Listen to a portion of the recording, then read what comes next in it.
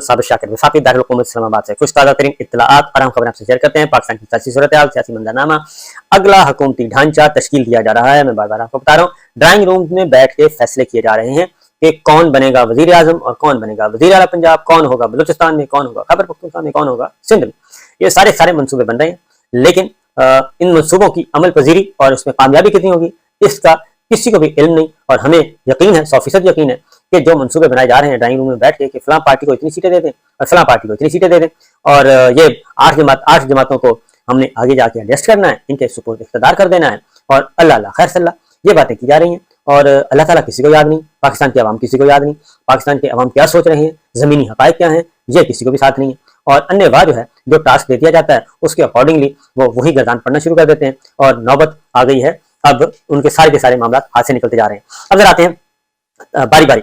Number 1, पहला जो खड़कने वाली चीजें हैं, बर्तन खड़केंगे, वो मुस्लिम लीग नवाज और पीपल्स पार्टी के दरमियान।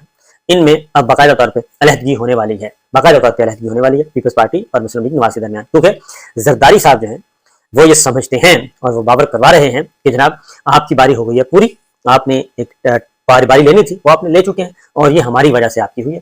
इसलिए वो मुस्लिम लीग नवाज को अब कह रहे हैं कि जनाब अब आ गए इलेक्शन, तो इलेक्शन में अब अगला इलेक्शन होगा हमारा और वजीर आजम भी होगा हमारा, सीटें भी होंगी हमारी।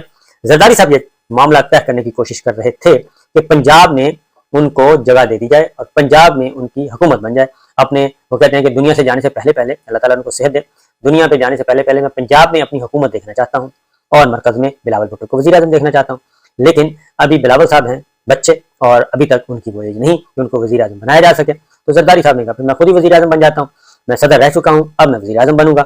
और इसीलिए लाहौर में उन्होंने खासतौर पर फोकस किया मिसाक मीशत को कैसे ठीक करना है, लाहौर के कारोबारी लोगों को, ताजरों को, सनतकारों को, लाहौर के, पंजाब के, उन सबको वो मुखातिब हुए।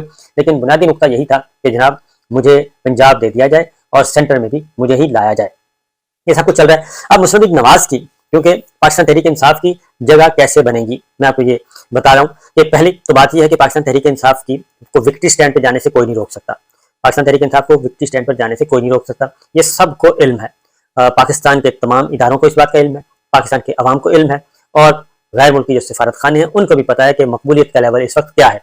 लिहाजा यहाँ से तो कोई शक किसी को होना नहीं चाहिए। अब उनका सिर्फ रास्ता रोकने की, उनकी स्ट्रेंथ कम करने की कोशिश की जा रही है पीटीआई की, कि उसके नंबर जो हैं वो कम से कम रखे जाएं, और कोशिश की जा रही है कि उनको सिंपल मेजोरिटी भी ना मिल सके पाकिस्तान तहरीक इंसाफ को, क्योंकि इस वक्त जो सबसे बड़ी लार्जेस्ट पार्टी पाकिस्तान की है तो वो पाकिस्तान तहरीक इंसाफ है। और इलेक्शन इस वक्त भी होते हैं, ये जो तमाम पकड़ धकड़ के बाद भी अगर इलेक्शन होते हैं तब भी पाकिस्तान तहरीक इंसाफ जीत रही है। ये हमारे इंटेलिजेंस इदारे भी कह रहे हैं, ये एनजीओज भी कह रही हैं जो सारी का सारा डाटा इकट्ठा करते हैं, तमाम सर्वेज भी यही कह रहे हैं। अब फटा किस पे होना है?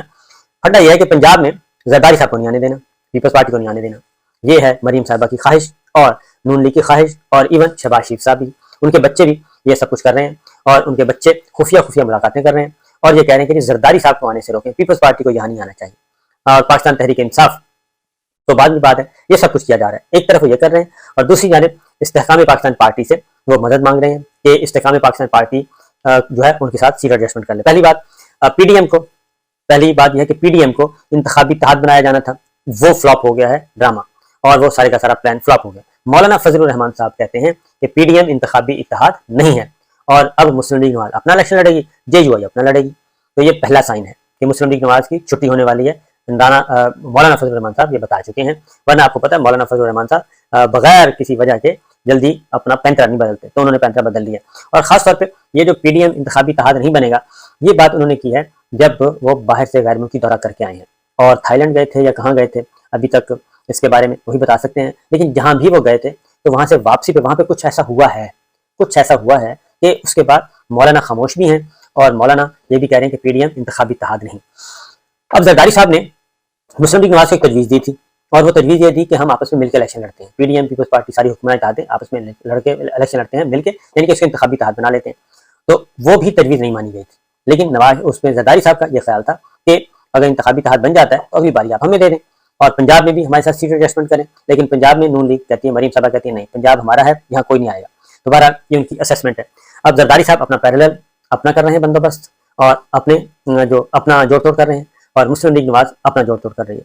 अब मुस्लिम लीग नवाज क्या चाहती है, क्योंकि जरदारी साहब को एक शुबा हो गया है, जरदारी साहब को एक शुबा नहीं बल्कि यकीन हो गया, क्योंकि जरदारी साहब के भी अंदर लोग मौजूद हैं वो ये समझते हैं, जरदारी साहब ये समझते हैं कि अगला जो ट्राइका बनने जा रहा है वो बनने जा रहा है नवाज शरीफ साहब का और चीफ जस्टिस काजी फाइज साहब का और army chief general Asim Munir साहब का। ये ट्राइका बन चुका है, वो ये कहते हैं कि बन चुका है।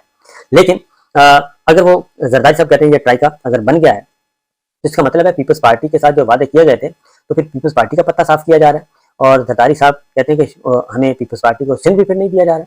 ये गौर खौस की बातें अंदर चल रही हैं, मार्फत की बातें हैं। लिहाजा इसी खदशे के पेश नज़र और दूसरा, जरदारी साहब को ये भी इल्म हुआ है कि ये इंतजार कर रहे हैं सितंबर का जस्टिस उमर अता बंदयाल साहब के जाने का और ये इलेक्शन को ले जाने की कोशिश कर रहे हैं नवंबर में।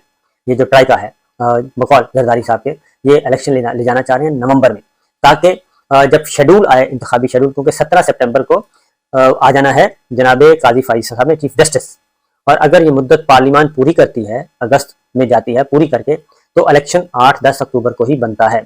और 8-10 अक्टूबर को जब इलेक्शन अगर वही शेड्यूल रहता है तो क्या होगा, जस्टिस काजी फाइज साहब आके इलेक्शन शेड्यूल में रद्दोबदल नहीं कर सकेंगे और रद्दोबदल नहीं हो सकेगा। कागजात नामजदगी दाखिल हो चुके होंगे, लॉक हो चुका होगा और नवाज शरीफ साहब अगर 17 सितंबर के बाद वापस भी आते हैं और उनको इलेक्शन में फिर भी वो नहीं जा सकेंगे, क्योंकि उस वक्त शेड्यूल का जो मरहला है वो पूरा हो चुका होगा। कौन से वाला, जो 54 डेज। आप 8 अक्टूबर से 10 अक्टूबर से 54 डेज पीछे आ जाएं तो वो बनती है 12-14 सितंबर को, यानी 12-14 सितंबर से इंतखाबी कागजात नामजदगी दाखिल होने का प्रोसेस शुरू हो जाएगा और काजी फाइज ईसा साहब के आने से वो प्रोसेस कंप्लीट हो चुका होगा। और उसमें अब अगर नवाज शरीफ साहब को वापस लाना है, जैसा कि लग रहा है कि वो वापस आ जाएंगे, क्योंकि जो 2 रुकनी बेंच ने समाअत की है पनामा के बारे में, वो ये बता रही है समाअत कि वो उस वक्त गलत हुआ और उस वक्त गलत हुआ, जो उनको सजाएं दी गई, तो अब जो है उसको सही किया जाए। ये पहले से प्रोजेक्ट मौजूद है, तो लिहाजा ये जो चीजें चल रही हैं, इसलिए जरदारी साहब ने बड़ा दो टोक अंदाज में कहा है कि इलेक्शन उस वक्त होंगे जब मैं चाहूंगा उस वक्त इलेक्शन होंगे। मतलब यह है कि इलेक्शन को जो आगे ले जाना चाह रही है मुस्लिम लीग नवाज की हुकूमत के, इलेक्शन असेंबली तोड़ दी जाए 14 अगस्त से 1-2 दिन पहले और फिर ये इलेक्शन चले जाएंगे सितंबर, अक्टूबर और नवंबर में, यानी नवंबर में फिर इलेक्शन चला जाएगा और जस्टिस काजी फाइज साहब काफी अर्सा हो चुका होगा, वो आ चुके होंगे, फिर शेड्यूल भी उसके बाद आएगा और फिर नवाज शरीफ साहब को भी मौका मिल जाएगा वापस आने का, क्योंकि नवाज शरीफ साहब की जो वापसी है वो 14 सितंबर 15 सितंबर से पहले नजर नहीं आ रही। वो 15-16 सितंबर के बाद ही कहीं जाके उनकी वापसी होगी, अगर वो गए तो, और उस वक्त वो भी उस वक्त में जाएंगे जब मजबूत गारंटीज मिलेंगी। बहरहाल जरदारी साहब इस कोशिश में है कि जो नून लीग सोच रही है कि जो ट्राइका वो बनाने की कोशिश कर रही है, आर्मी चीफ नवाज शरीफ साहब और चीफ जस्टिस काजी फाइज ईसा साहब उस वक्त होंगे, तो ये जो ट्राइका है ये किसी भी सूरत ना बने। जरदारी साहब को पता है कि अगर ये ट्राइका बन गया तो फिर पीपल्स पार्टी के पल्ले भी कुछ नहीं आएगा और वो भी खाली हाथ रह जाएगी। लिहाजा ये दिलचस्प सूरत हाल अभी चल रही है, मजे की गेम चल रही है। जरदारी साहब अब पीडीएम को, यानी कि मुस्लिम लीग नवाज को एक टीका लगाना चाह रहे हैं और वो टीका कब लगेगा, कैसे लगेगा, ये आने वाले दिन बताएंगे।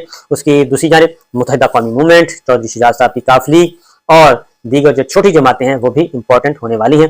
जरदारी साहब ग्राउंड पे ज्यादा काम कर रहे हैं, पंजाब में उन्होंने काम किया, कुछ लोगों को मिलाया, जीते हुए तो कोई नहीं गए, साबिकीन गए, लेकिन फिर भी उन्होंने अपनी उधर महफिल लगाई हुई है। एक और बता दूं कि दूसरी जानिब पाकिस्तान तहरीक इंसाफ इमरान खान, वो सारी चीजों से बेनियाज हैं। वो कहते हैं कि जनाब पार्टी जितने लोग लेके जाने ले जाएं। अच्छा है कि जो एस्टेब्लिशमेंट के लोग बैठे थे हमारी पार्टी में वो सारे एक्सपोज हो गए और वो सब के सब जा रहे हैं, क्योंकि वो खान साहब को पता है, वो पूरे यकीन के साथ कह रहे हैं ये जो कुछ भी हो रहा है इसके पीछे एस्टेब्लिशमेंट है और एस्टेब्लिशमेंट ये सारे काम कर रही है, उनको कमजोर कर रही है, पीटीआई को तोड़ रही है, नई जमात बना रही है, तो इसके पीछे सारे के सारे वही लोग हैं। लिहाजा खान साहब जो है वो मुतमईन नजर आ रहे हैं और साथ ही साथ उन्होंने अपने पार्टी के लोगों को एक पैगाम पहुंचाया है, पार्टी के लोगों को पैगाम दिया कि अपनी सियासी सरगर्मियां मुअत्तल कर दें, मुकम्मल तौर पे रुपोश हो जाएं और खामोशी से जहां हैं वहीं बैठे रहें। कोई जरूरत नहीं है सोशल मीडिया पे एक्टिव होने की, डिजिटल मीडिया पे, अखबारात पे, अदरवाइज, क्योंकि ये वक्त गुजर जाएगा और अहम तरीन मुज़ाकरात इमरान खान साहब के साथ चल रहे हैं।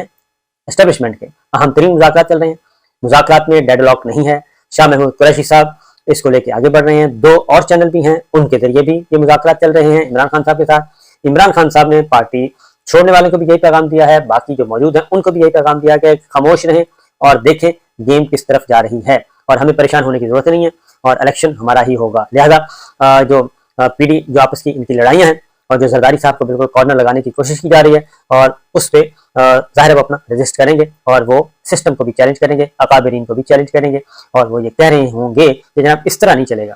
तो खान साहब अभी बेहतर से बेहतरीन पोजीशन में है, इसमें कोई शक नहीं है। और मुस्लिम लीग नवाज लूजर है इस सारे खेल की। पीपल्स पार्टी को फिर भी